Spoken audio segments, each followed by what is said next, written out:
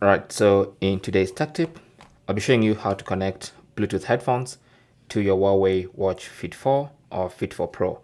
So since you can actually transfer and store some music on the watch, you can connect some Bluetooth headphones or earbuds and go for a jog or a walk, listen to music via your earbuds from the watch.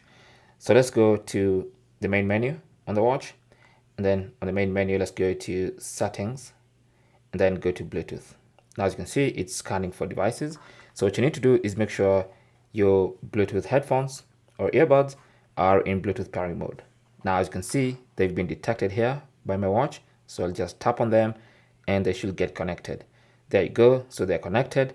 The pairing light stops blinking. Now I can take them out of, so you can see they're connected.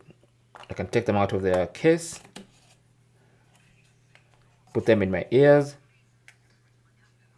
and start listening to music. And they are actually playing this song that's actually playing on the watch right now. This one right here.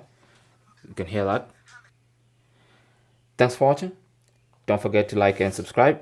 And if you have any comments or questions, talk to us down in the comment section. Good luck.